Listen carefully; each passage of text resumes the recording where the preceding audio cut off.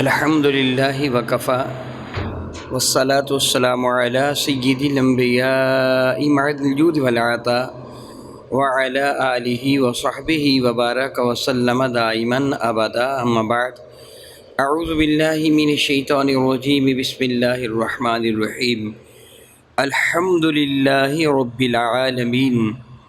بحمد اللہ تعالیٰ کہ کل آپ نے الحمد کے تحت سماعت کیا تھا کہ کائنات کی ساری خوبیاں، جتنی بھی بھلائیاں ہیں، وہ ساری کی ساری اللہ رب العزت جل وعلا کے لیے ہیں، اور حقیقت میں رب کائنات پوری کائنات کے ہر خیر و شر کا مالک ہے اور خالق ہے۔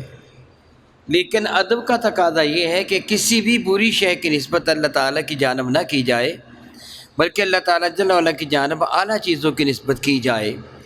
میں جس کی ایک مثال یوں دوں گا کہ اگر آپ اپنے رب کے حضور دعا مانگتے ہیں تو یہ عرض کریں کہ اے اللہ رب العزت جل وعلا، اے کعبۃ اللہ کے رب، اے رسول اللہ کے پیدا کرنے والے، اے انبیاء علیہ السلام کو نعمتوں سے نوازنے والے پروردگار، تو میری دعا کو سماعت فرما لے۔ تو یہ انداز ادب ہوگا۔ وہ رب العالمین ہے، کائنات کا پالنے والا ہے، اور کائنات میں ہر وہ رذیل شے بھی آ جاتی ہے کہ جس کا نام بھی لینا آپ گوارا نہیں کرتے۔ میں نے جو پہلے انداز دعا عرض کیا ہے کہ آپ نے کعبۃ اللہ کا نام لیا، اپنے آقا رسول عربی کا نام لیا، انبیاء علیہ السلام کا، فرشتوں کا، رب العرش کہا کہ رب العرش العظیم، تو عرش عظیم کا رب ہے، تو میری دعا کو اپنے دربار مقدس میں شرف قبول سے نواز۔ تو یہ انداز تعظیم ہے، ادب ہے، توقیر ہے، اور یہی رفعتیں ہیں۔ لیکن اگر آپ یوں کہیں کہ اے کتوں کے پالنے والے، اے بندروں کے پروردگار، اے معاذ اللہ تعالیٰ گندگی کے کیڑے کے رب، میری دعا کو قبول کر، ہے تو ساری کائنات کا رب، لیکن یہ انداز ادب نہیں ہے۔ اس لیے ساری کی ساری خوبیوں کا ذکر کرتے ہوئے اللہ تعالیٰ کی جانب ان کی نسبت کی جائے گی۔ ہر چیز کا خالق اللہ تعالیٰ ہے بلا شک و شبہ۔ حضرت سیدنا آدم علیہ نبینا علیہ السلام نے بارگاہ رب العزت میں کیا تھا ربنا ظلمنا انفسنا وان لم تغفر لنا، مولا تعالیٰ ہم نے اپنی جانوں پر زیادتی کی ہے، یہ زیادتی ہم سے ہوئی ہے۔ قادر مطلق اللہ تعالیٰ ہے۔ حضرت آدم کا انداز کیا تھا کہ یہ زیادتی میں نے کی ہے، میں نے یا میری بیوی، ربنا ظلمنا انفسنا، اے ہمارے پالنے والے، اے ہمارے رب، ہم نے اپنی جانوں پر ظلم کیا۔ یہ انداز کیا تھا؟ ادب کا۔ اور شیطان نے عرض کیا کما اغویتنی، جس طرح تو نے مجھ کو گمراہ کیا ہے۔ اسے یہ نہیں کہا کہ میں نے غلطی کی ہے، اس نے کہا بما اغویتنی، جس طرح تو نے مجھ کو گمراہ کیا ہے۔ تو اس نے گمراہی کی نسبت اللہ تعالیٰ کی جانب کی، تو وہ گستاخ ٹھہرا۔ خالق تو اللہ تعالیٰ ہے، اس لیے ہم یوں ترجمہ کریں گے کہ ساری کی ساری خوبیاں اللہ تعالیٰ کے لیے ہیں۔ کس اللہ تعالیٰ کے لیے؟ رب العالمین، جو عالمین کا رب ہے۔ رب کہتے ہیں بتدریج اوج کمال تک لے جانے والا، کسی بھی شے کو اس کی ازلی استعداد اور فطرت کے مطابق۔ سادہ سے لفظوں میں آپ اس کو یوں سمجھیں گے، آنکھ کی فطرت دیکھنا ہے، کان کی فطرت سننا ہے، زبان کی صفت بات کرنا اور ذائقہ کو چکھنا ہے، ہاتھ کی صفت کسی شے کو پکڑنا، اللہ عدل قیاس۔ اللہ تعالیٰ جل وعلا نے ہر شے کی ایک فطری صفت رکھی ہے جو اس کے اندر پائی جاتی ہے۔ کان دیکھ نہیں سکتا، آنکھ سن نہیں سکتی، ناک بول نہیں سکتی، زبان دیکھ نہیں سکتی، ہر شے کو اللہ تعالیٰ نے ایک الگ الگ صفت عطا فرمائی ہے۔ اور رب کسے کہتے ہیں؟ اس کی جو صفت ازلی ہے اور جو اس کی صفت طبعی اور فطری ہے، اس صفت کے مطابق اس کو اوج کمال تک لے جانے والا۔ ایک دانہ انسان زمین میں بوتا ہے، اور وہ دانہ اپنے ارد گرد کی نمی کو چوس کر اس کے اندر ایک تبدیلی، ایک تغیر آتا ہے، اس کا سائز ذرا بڑا ہو جاتا ہے، پھول جاتا ہے، پھر اس کے اوپر کا چھلکا باریک اور پھٹ جاتا ہے، پھر اس سے دو چیزیں برآمد ہوتی ہیں، ایک روٹ یعنی جڑ جو زمین کے نیچے دھنس جاتی ہے، اور دوسرا شعوفہ جو زمین کا سینہ چیر کر باہر نکل آتا ہے۔ اب درخت کو بونے کے لیے زمین کی ضرورت ہے، درخت زمین سے پیدا ہوتا ہے۔ اس کی استعداد ازلی کیا ہے؟ اللہ تعالیٰ نے جس کو ازلی توفیق دی ہے، جو طاقت دی ہے، جو تقاضا ہے، فطرت ہے، وہ کیا ہے؟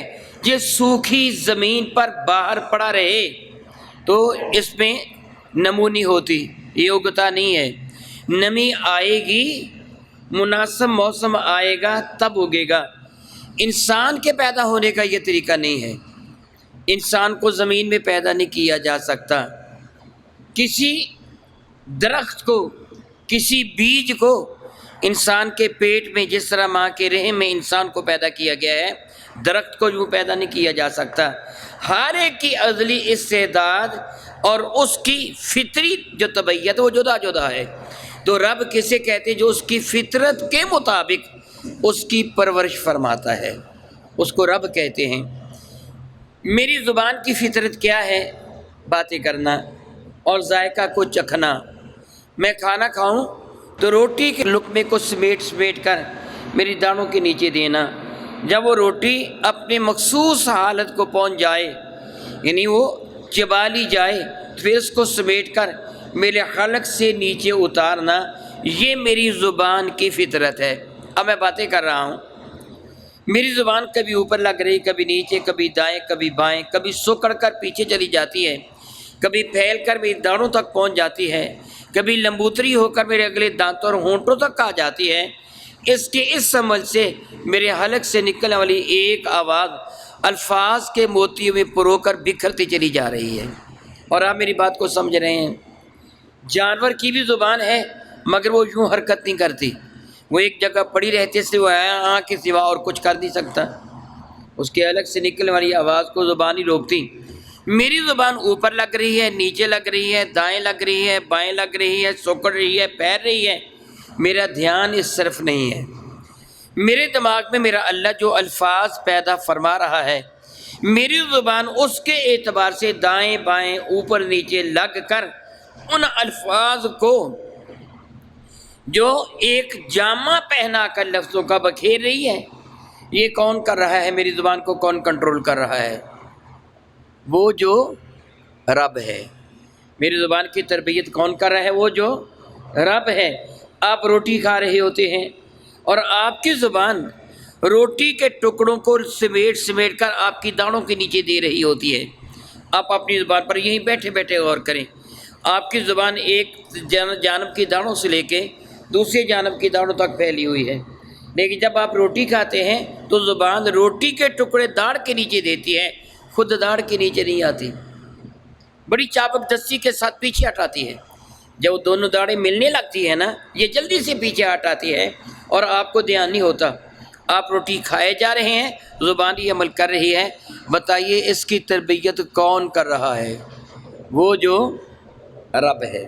میری آنکھیں دیکھ رہی ہیں، فزیولوجی کا ہر طالب علم، فزکس کا ہر اسٹوڈنٹ اس بات سے بخوبی واقف ہے کہ آنکھ کے دیکھنے کا فنکشن کیا ہے، کان کے سننے کا فنکشن کیا ہے، نظام ہضم کس طرح چلتا ہے۔ میں تو نہیں اپنے نظام ہضم کو چلا رہا، میں تو سرکولیشن آف بلڈ کو، اپنے دل کو میں تو کسی عالم کے ذریعے کنٹرول نہیں کر رہا۔ یہ پورے جسم کو جو خون پہنچا رہا ہے، اس کو کنٹرول کون کر رہا ہے؟ اس کی تربیت کون کر رہا ہے؟ وہ جس کو رب کہتے ہیں۔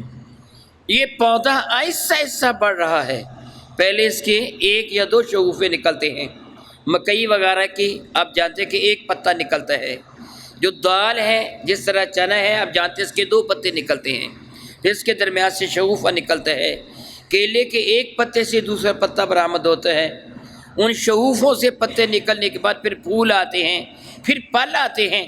یہ سارا پروسیس کون کر رہا ہے؟ یہ تربیت کون کر رہا ہے؟ وہ جو رب ہے، وہ جو رب ہے۔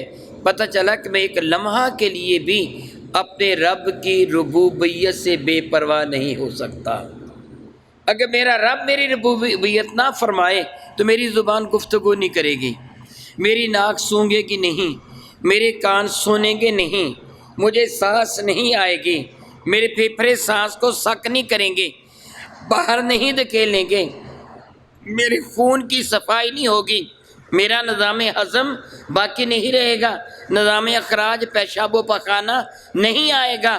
یہ سب جو آ رہا ہے میرے رب کی ربوبیت کی وجہ سے آ رہا ہے، اور وہ رب صرف میرا نہیں بلکہ پوری کائنات کا رب ہے۔ سبحان اللہ تعالیٰ و بحمدہ۔ ذرا غور کیجئے کہ وہ اللہ تعالیٰ جل وعلا کتنا قادر مطلق ہے۔ کتنے انسان ہیں جن کی آنکھوں کی بھی، زبان کی بھی، کان کی بھی، پورے بدن کی بھی ربوبیت کر رہا ہے۔ کتنے وہ حشرات الارض ہیں، کیڑے مکوڑے ہیں۔ یوں سمجھیے کہ وہ ایک نہایت ہی گہرے غار میں، نہایت ہی اندھیری رات میں، جب گھنگور گٹائیں بچھائی ہوئی ہوں، نہایت ہی سیاہ پتھر پر، نہایت ہی سیاہ جرثومہ جس کو الیکٹرانک مائکروسکوپ خوردبین کے بغیر نہیں دیکھا جا سکتا، وہ جو اس پتھر پر رینگ رہا ہے، میرا اللہ اس کی بھی ربوبیت فرما رہا ہے، اس کو بھی رزق عطا فرما رہا ہے۔ آپ چھوٹے سے چھوٹے جانور کو دیکھیں، اس کے اندر بھی زندگی کی لہر دوڑ رہی ہے، وہ کون اس کو زندہ رکھے ہوئے ہے؟ میرا اللہ، وہ عالمین کا رب ہے۔ کتنا بڑا قادر مطلق ہے، کتنا بڑا قادر مطلق ہے۔ آپ اپنے بدن کی محض حفاظت نہیں کر سکتے، وہ پوری کائنات کی حفاظت فرما رہا ہے۔ کتنی بڑی اس کی یہ صفت ہے کہ اس کو رب مان لینا۔ عالمین، عالم، علم، اس کا مادہ عین، لام اور میم ہے، اس کے اوپر زبر دیں گے عالم۔ اس کا معنی ہوتا ہے علامت، اسی سے ہے نشانی، جھنڈے کو بھی علم کہتے ہیں، علامت، کیونکہ یہ ساری کی ساری مخلوق اپنے بنانے والے کی علامت ہے۔ میں بنا تو کوئی بنانے والا ہے تب ہی بنا، اگر کوئی بنانے والا نہ ہوتا میں کیسے بنتا؟ میرا وجود بنانے والے کی علامت ہے، دلیل ہے میری زندگی۔ یہ مائکروفون دلیل ہے کہ کوئی بنانے والا تھا تو تب یہ بنا، اب خود نہیں بنا۔ پوری کائنات بنانے والے کے بنانے کی دلیل ہے، عالم ہے، علامت ہے، دلیل ہے، اس لیے اس کو عالمین کہا جاتا ہے۔ سادہ سے لفظوں میں اس کا ترجمہ یوں کریں گے، اللہ کے سوا جو ہے وہ سارے کا سارا عالمین میں آ جاتا ہے۔ دو چیزیں ہیں نا پوری کائنات میں، ایک خالق ہے اور ایک مخلوق ہے، ایک بنانے والا ہے اور دوسری شے بننے والی ہے، دونوں میں فرق ہے۔ خالق بنانے والا ہے، مخلوق بننے والی ہے۔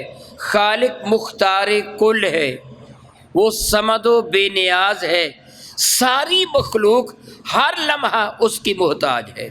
جس طرح ابھی تھوڑی دیر پہلے میں مثال دے کے سمجھا چکا ہوں، میں بولنے میں، گفتگو کرنے میں اپنے رب کا محتاج ہوں۔ اگر میرا رب میری زبان کی تربیت نہیں فرمائے گا میں گفتگو نہیں کر سکوں گا۔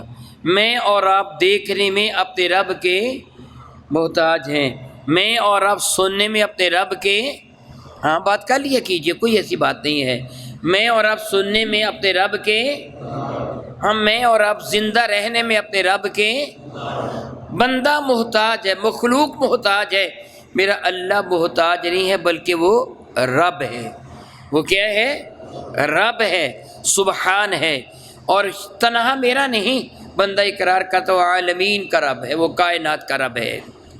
رب ذوالجلال نے قرآن مجید فرقان حمید میں 15ویں پارے میں ہمیں ایک دعا سکھائی ہے والدین کے بارے میں، کہ اللہ کے کائنات جل وعلا ارشاد فرماتا ہے وَقُلْ، اور یوں عرض کر اپنے رب کے حضور، وَقُلْ رَبِّ ارْحَمْهُمَا، یوں عرض کر اپنے رب کے حضور، رب ارحمہما، اے میرے رب، میرے پالنے والے، میری پرورش کرنے والے، مجھے نیز سے ہنس میں لانے والے، مجھے لا شے سے پرورش کر کے ایک جیتا جاگتا انسان بنانے والے، اے میرے رب ارحمہما، تو رحمت کر میری ماں پر، میرے ابا پر، کما، جس طرح کے ربا، دونوں میرے رب بنے تھے، ربا یعنی، جس طرح ان دونوں نے ربوبیت کی تھی میری، صغیرہ، جب میں چھوٹا ہوا کرتا تھا۔ یہاں ربوبیت سے معنی کہ مراد کیا ہے؟ ہم اردو میں اس کا ترجمہ کرتے پرورش کرنا، یہ فارسی زبان کا لفظ ہے پرورش، پرورش کرنا، یعنی کسی کو بتدریج اوج کمال کی طرف لے کے جانا۔ بچہ چھوٹا ہوتا ہے، اس کی ماں، اس کا ابا اس کی انگلی پکڑ کر اسے چلنا سکھاتے، اس کو کیا کہتے ہیں؟ تربیت۔ کیا کہتے ہیں؟ تربیت۔ اس کو بولنا سکھاتے، اسے کیا کہتے ہیں؟ تربیت۔ اسے بتاتے بیٹے دائیں ہاتھ سے کھانا ہے، اسے کیا کہتے ہیں؟ تربیت۔ پانی یوں پینا ہے، یہ کیا ہے؟ کیونکہ یہ بھی تربیت کرتے، اس لیے ان کو رب کہا گیا، تربیت کرنے والے۔ بندہ عرض کرتا مولا تعالیٰ جل وعلا تو ہے رب، اور یہ تربیت پہ کس چیز کی ضرورت ہوتی ہے؟ اس کا ذکر آگے آ رہا ہے، الرحمن الرحیم۔ تربیت کون کرے گا؟ جس کے پاس جذبات رحم و کرم ہوں گے۔ جس کے پاس جذبات رحم و کرم نہیں ہے وہ تربیت نہیں کر سکتا۔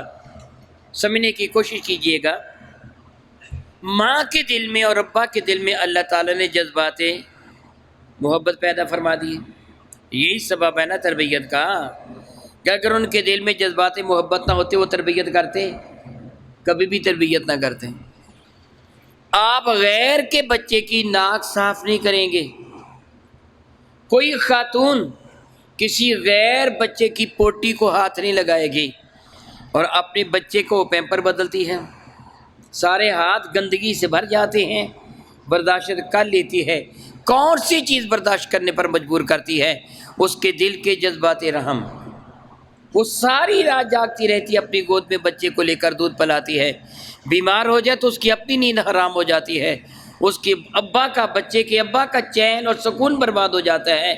اس کی تربیت کے لیے وہ روپے پیسے کو پانی کی طرح بہاتا ہے، اور اسکول داخل کرواتا ہے، کبھی کالج کبھی یونیورسٹی میں اس کی تربیت کرنا چاہتا ہے۔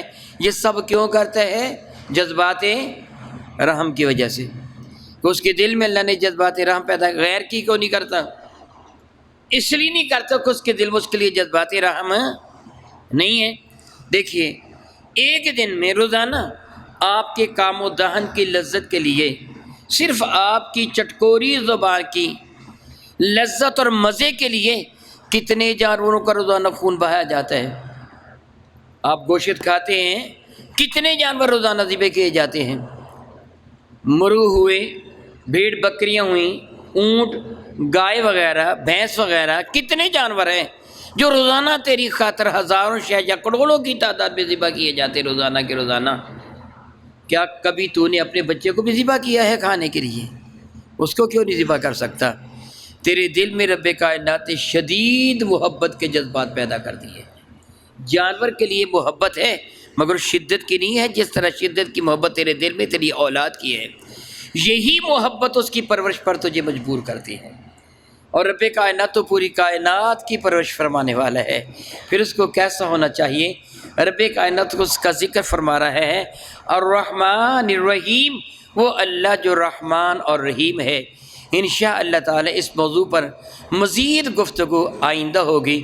میں دعا کرتا ہوں رب کائنات ہمیں قرآن کریم صحیح ترین طریقے سے سمجھنے، پھر اس پر عمل کی توفیق و ہمت عطا فرمائے، آمین ثم آمین۔ او کما قال اللہ تبارک و تعالی واللہ تعالی اعلم باسرار کتابی۔